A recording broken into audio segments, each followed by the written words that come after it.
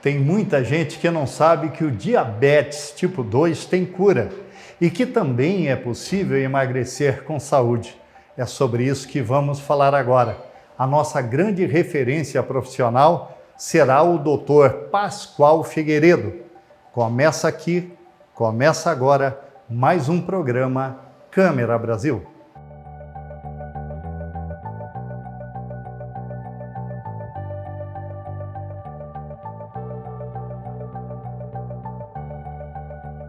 Olá, doutor, tudo bem? Tudo bem, muito prazer. Vamos falar dessa doença que muita gente tem, mas não sabe como tratar, que é o diabetes tipo 2 e, se possível, também sobre emagrecimento saudável? Maravilha, maravilha. Doutor, como posso controlar meu diabetes tipo 2 de forma saudável? Perfeito. Roberto, nós temos... muita gente não sabe que o diabetes do tipo 2 é uma condição reversível. Ela é passível de reversão. Quando a gente usa esse termo reversão, significa a gente não precisa mais intervir com o uso de medicações para poder controlar e administrar o açúcar na corrente sanguínea, certo? Então, a única maneira de fazer com que haja uma remissão do diabetes do tipo 2 é alimentação e exercício físico, mudança de estilo de vida, né? E daí seguem alguns protocolos que eu costumo trabalhar com os meus pacientes, que são, na minha opinião, a melhor maneira de se fazer isso. Primeiro, com relação à alimentação. Nós temos uma alimentação que inclui alimentos de baixo valor glicêmico num primeiro momento, pelo menos ali nos primeiros 30 dias, onde eu converso com o paciente de que ele precisa intervir através da alimentação, né? Então não é necessariamente ainda a época de encaixar ali o dia a dia, a parte mais duradoura da dieta. E sim, vai ser um momento de intervenção, onde a gente vai restringir os picos glicêmicos através da alimentação. Isso vai fazer com que a sensibilidade à insulina ela melhore. Outra coisa fundamental, essencial nesse processo, é a gente fazer exercícios de musculação. Isso é a maneira mais eficiente. Músculo é a maneira mais eficiente de você melhorar a sensibilidade à insulina, que é o problema base do diabetes do tipo 2. Quanto mais massa muscular eu tiver, maior será o número de receptores que o meu corpo vai ter para trabalhar a insulina e resolver de maneira adequada o açúcar na corrente sanguínea. Chega um ponto em que, num protocolo bem feito, em questão de 2 ou 3 meses, 90 dias, o paciente ele já entra em remissão do diabetes, né? E daí a gente já começa a descontinuar as medicações. E quais são os melhores alimentos para incluí-los na dieta? Perfeito. Quando a gente pensa em alimentos de baixo valor glicêmico, nós pensamos aquilo, o que tem, né, de alto valor em glicose? São alimentos ultraprocessados, que envolvem farináceos, né? A gente tem doces farináceos de maneira geral. Num primeiro momento, as frutas, a gente utiliza com certo cuidado no período inicial, porque as frutas, apesar de serem boas fontes nutricionais, num primeiro momento, a gente também vai ter uma certa cautela. Então, as frutas que a gente vai iniciar no protocolo normalmente são frutas mais gordurosas e que têm um menor valor em açúcar, né? Como, por exemplo, abacate, coco, né? Com relação às verduras, de maneira geral, verduras e legumes. Tudo que dá para cima da terra, né, são altíssimas fontes de fibra e eu devo consumi-las em abundância na minha alimentação. Tudo que dá para baixo da terra, eu já tenho que ter um certo cuidado, porque são raízes e tubérculos e que, à medida que a gente consome mais, elas vão proporcionar um aumento de glicose maior. Mas o que dá para cima da terra tem baixa caloria, tem altas fontes nutricionais, ricos em antioxidantes e muita fibra. Isso vai diminuir o pico de glicose na corrente sanguínea. Então é importante buscar receitas saudáveis, ou seja, é possível comer com alegria e sem se sentir, no caso, culpado de estar comendo alguma coisa que não seja bom ou bom para ela? Perfeitamente. Inclusive, quando eu inicio o protocolo com o paciente, eu forneço para ele uma tabela de alimentos, né? Onde você tem ali a zona verde, que é tudo o que ele vai poder consumir sem culpa, né? E curiosamente, a maior parte dos alimentos, né? E tem uma coisa muito interessante nesse processo. A gente está buscando reduzir os picos de glicose. Mais para frente, no protocolo que eu faço com os meus pacientes, eu ensino a eles também a consumirem, mesmo consumindo as mesmas coisas que vem comendo hoje, só que sem gerar um pico de açúcar no sangue muito alto. E olha que curioso, se você simplesmente tem ali no seu prato, né, você está consumindo o mesmo prato, a mesma quantidade de calorias, mas dependendo da ordem que você consome esses alimentos, vai alterar o pico glicêmico. Por exemplo, se eu tenho no meu prato uma fonte de carboidrato, né, que de alto valor glicêmico, como um arroz, por exemplo, batata, se eu tenho salada, fibra, né, e se eu tenho uma fonte de proteína, como o ovo, por exemplo, então arroz, batata, ovo e salada. Se eu comer esse prato tudo junto, eu vou ter um pico glicêmico alto. Por quê? Porque estou consumindo tudo junto. Mas se eu alterar a ordem na seguinte sequência, primeiro a fibra, então você vai consumir a salada primeiro, depois você vai consumir a fonte de proteína, que é o ovo, no caso do exemplo aqui, depois é que você vai nos itens que vão elevar o açúcar no sangue, como o açúcar, o arroz e a batata, por exemplo, certo? Só de você colocar o mesmo prato consumindo na sequência correta, você diminui em até 50% o pico de glicose na corrente sanguínea. Isso equivale a um efeito de uma metformina, que é a medicação usualmente prescrita para o tratamento da glicose, né, alta. Doutor, ouvindo dessa forma, eu quero crer que é necessário mudanças de comportamento e disciplina. Perfeitamente. O que eu costumo trabalhar muito com os meus pacientes, né? Porque muitos que me procuram por outras coisas, por outras queixas, ou quando o diabetes já está num quadro avançado, digamos assim, né?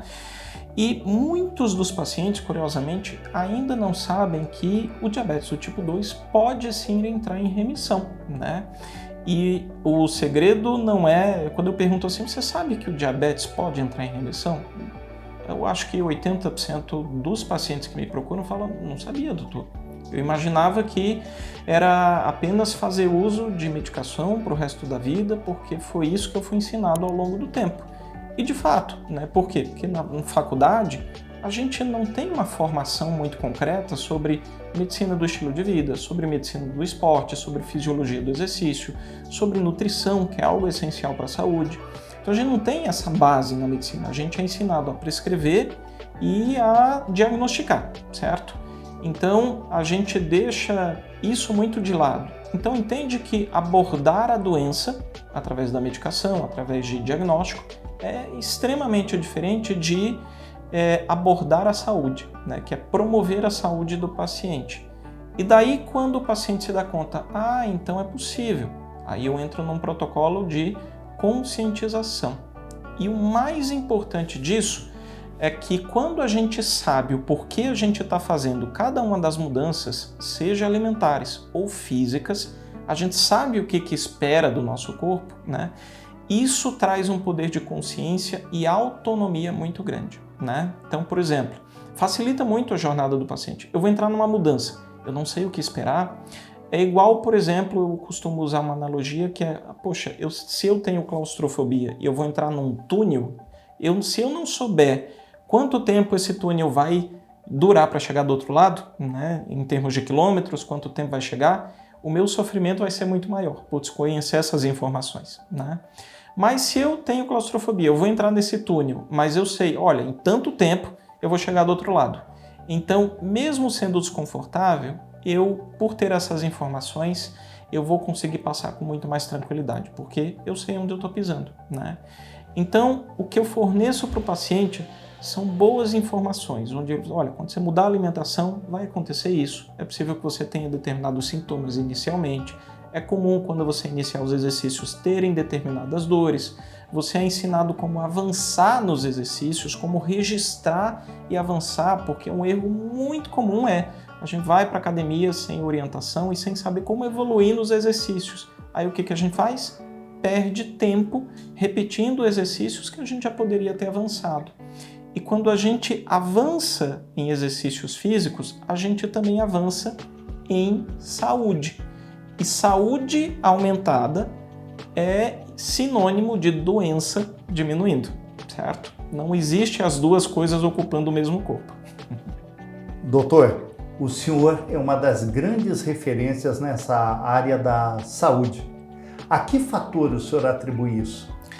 Bom, eu acho que muito disso se deve, na verdade, a buscar servir, né, as pessoas de maneira genuína, né? Tipo, eu tenho uma informação que ela é válida para conscientizar as pessoas. Eu resolvi iniciar a minha presença nas redes sociais justamente porque tem muita informação válida que a gente pode aplicar no nosso dia a dia de maneira simples para melhorar a nossa saúde.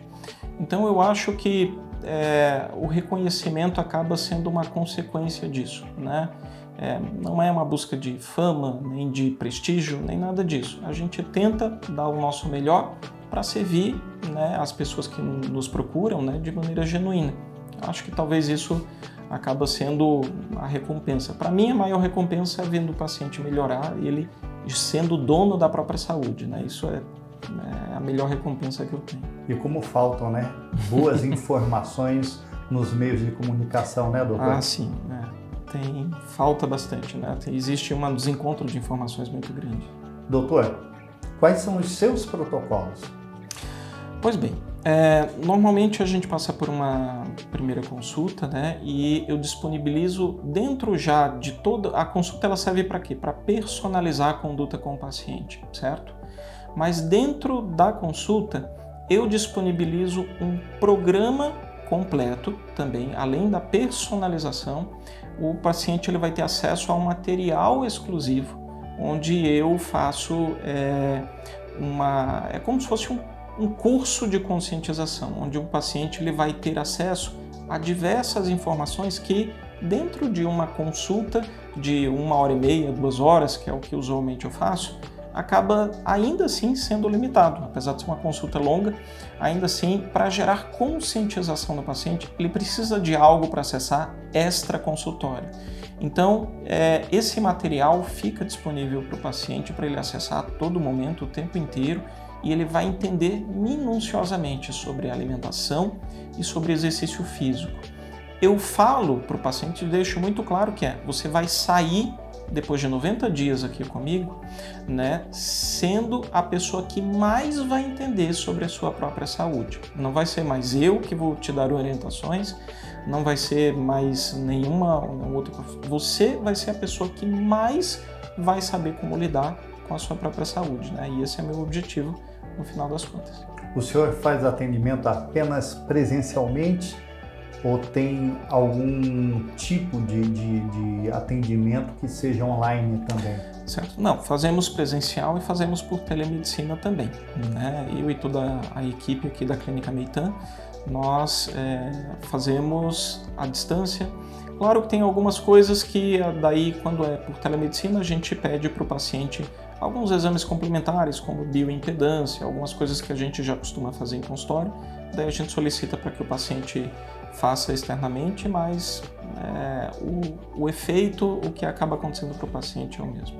O que compõe esse atendimento multidisciplinar? Quais são os profissionais envolvidos?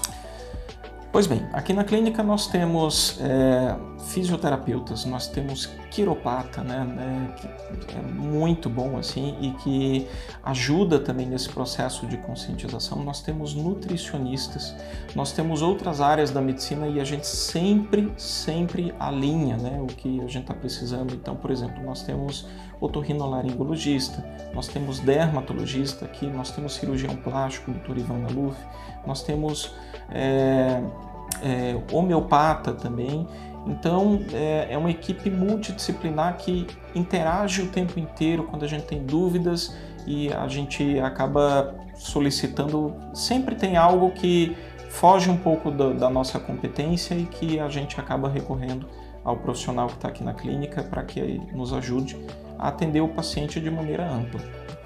Doutor, quero agradecer a sua participação, seu brilhantismo, a forma didática como o senhor passa essa mensagem. Eu que agradeço. Dedico a ti o tempo necessário para as suas considerações finais. Perfeito. O meu maior objetivo, né, independente da consulta, independente de tudo, é dar um poder de conscientização às pessoas de que está na mão delas, mais do que a gente possa imaginar, independente da sua idade, independente do seu estilo de vida, independente da sua genética, está sim nas suas mãos melhorar a sua saúde, certo? E às vezes não é um bicho de sete cabeças, pode ser simples esse processo.